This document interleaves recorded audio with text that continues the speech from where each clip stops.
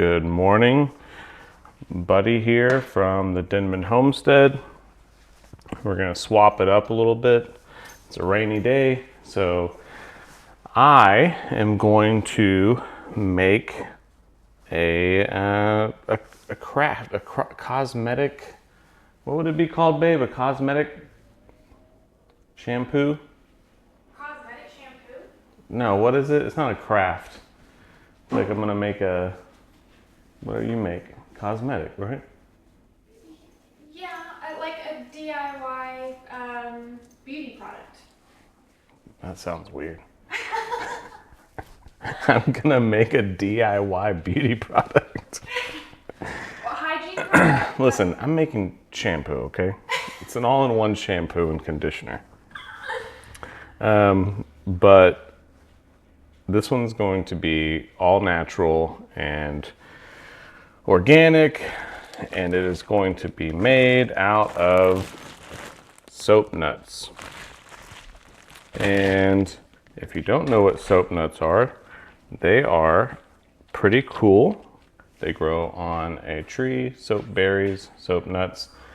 They have this little waxy coating on it, and you can use this for all sorts of things. They actually, when you first buy like a bundle of them, they'll give you sometimes these little bags, because I think what a lot of people use them for is they throw these soap berries in these bags and they throw them in their laundry. It doesn't work as well as actually boiling them and rendering them down into like a concentrate, which is what we're going to do today. So we could put this in the laundry. I'm specifically trying to do this for shampoo / shampoo conditioner. But we're essentially going to be using 3 ingredients. We're going to be using, or 4 if you count water. So water, soap berries. We're going to be using some flax seed to get kind of that like a gelatin type feel. And then we're going to be using essential oils, because once you make this, it doesn't really have a smell of its own.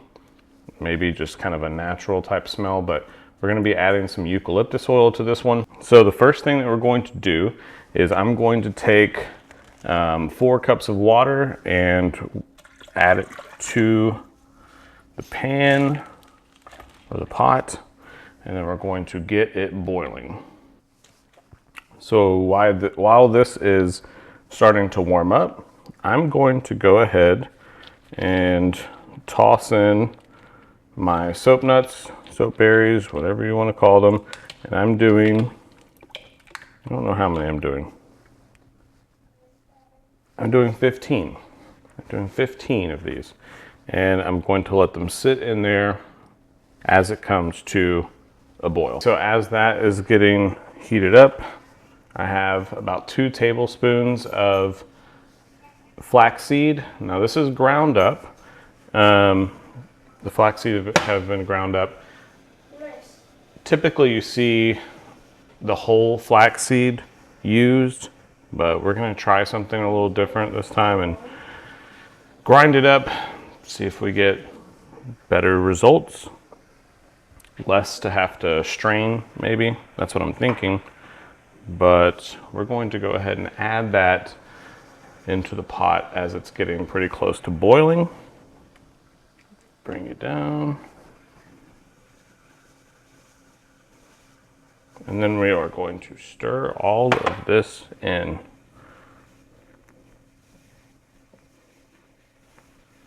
It's getting foamy. It gets foamy, so if you gotta take it off the heat, take it off the heat.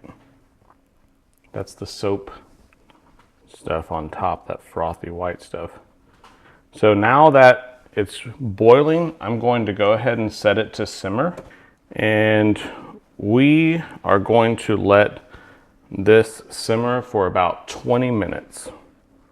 Just let it sit on a low heat.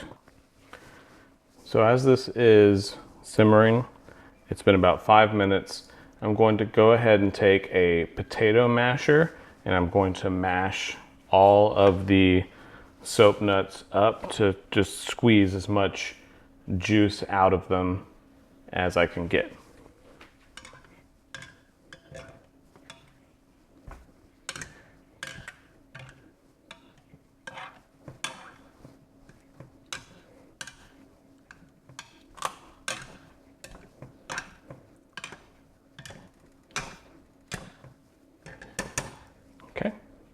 And we'll let this sit for about 15 more minutes. I'm also stirring occasionally just to make sure that nothing is sticking to the bottom of the pot.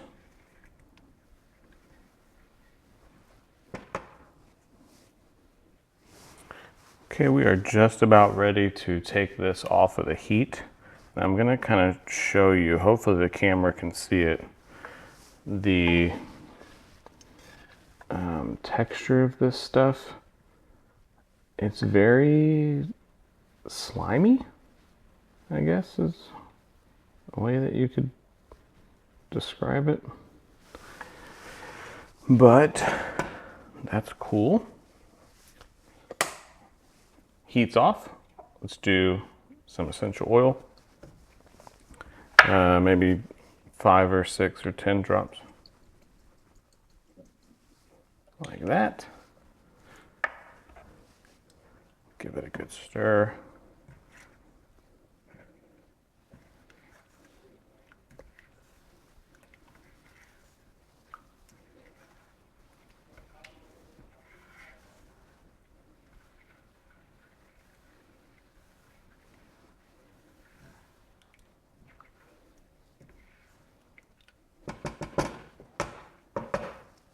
Let it cool off just for a few more minutes.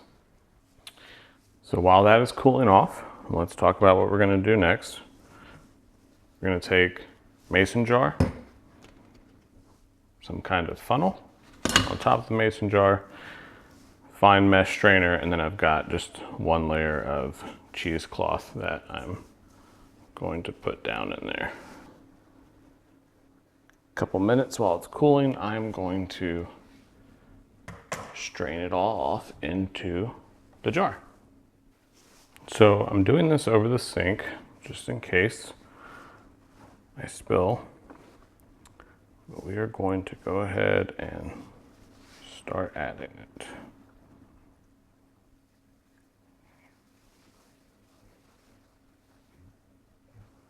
Just kind of letting that strain down into the jar.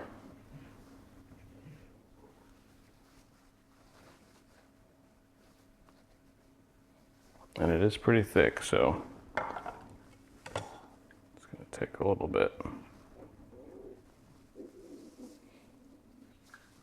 So I went ahead and removed the cheesecloth because it was straining really slow. I thought maybe I would need the cheesecloth since we did the ground up flax instead of the whole flax this time, but it was draining really, really slow through that cheesecloth and through this mesh strainer. So I went ahead and got all the large pieces of seed out of the pot, and now I'm just kind of straining all of these off, which you can then take these seeds, put it back into your pot when you're finished, and do another batch with them. You can do a handful of batches with the same seeds. They last a while. So I'm gonna let these pieces of the soap berries strain off into the jar, and then we'll pour the rest of the mixture directly over the strainer. All right, I am straining the last bit from the pot into the jar. Now, at this point, I could take the soap berries with some of the mixture that I strained off into this cup. This is all the particles of the soap berries left with some of the water or the shampoo, I guess. And start my next batch with this while this is straining. I will say though, I do think that whole flax seeds are the way to go, and not crushing them up first. Just something I wanted to try, but it's very cloudy, much more cloudy than when you make it with the whole flax seeds. But I'll show you what it looks like as soon as it gets finished straining. Feel free to kill time while your mixture is straining any way you see fit.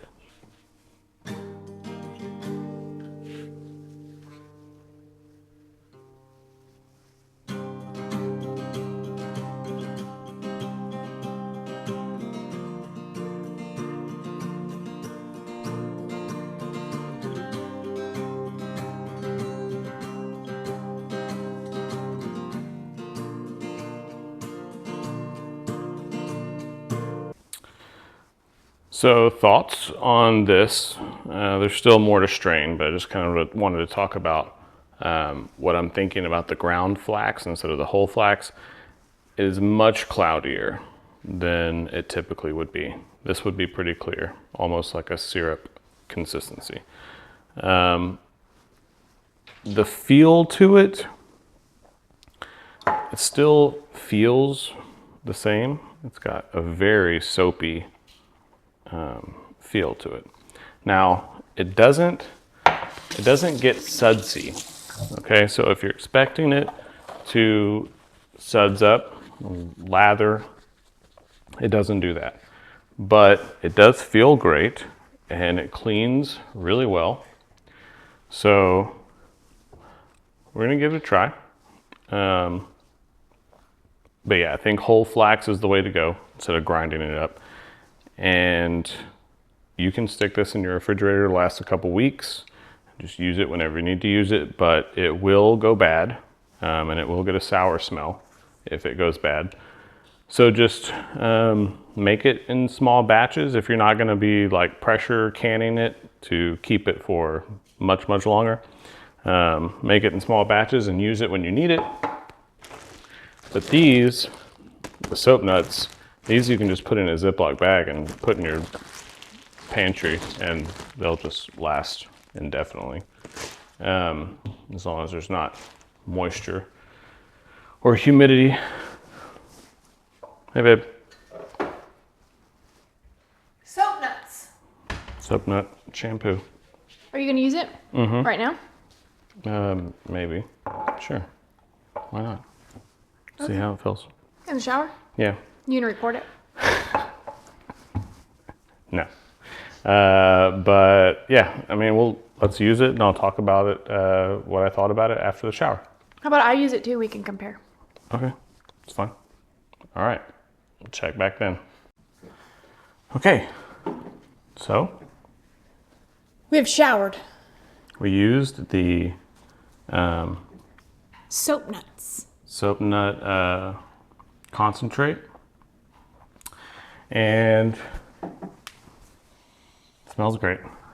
Actually, it feels like I used shampoo. Well, I was just telling Buddy off camera that my hands are really soft. And I don't know, it just feels like I've put like lotion on them. But I'm wondering if it's from the soap nuts. So to me, the soap nut mixture has like a liquid soap, like those liquid soap pumps without the Suds, yeah. But it has that feel Right. of slippery feel to it. And it smells like a very mild eucalyptus smell. Yeah. Because the soap nut and the flaxseed is very earthy and the eucalyptus, can be pretty strong, but together it makes it just a very mild eucalyptus smell. Yeah. And I'm going to go blow dry my hair and see what it looks like and feels like after it's completely dry. I'm going to air dry my hair. Okay. That'll be a good comparison. Yeah.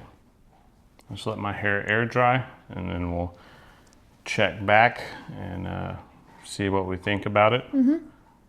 All right, let's do it. All right, we're back. Okay. Dry hair. Thoughts? I just can't believe I wash my hair with nuts. Yeah. So I think my hair feels super clean. You were mentioning that your hair felt a little heavy around the roots, right? Yeah, I mean, it does feel clean and it's, it just feels like thicker. I don't know, like it's dry. It's not oily by any means, but it does feel a bit heavy. I mean, it's, I don't know. But I think because look at my hair. It feels good. It feels just like it's almost like a thickening shampoo, which I've never had one that worked like this.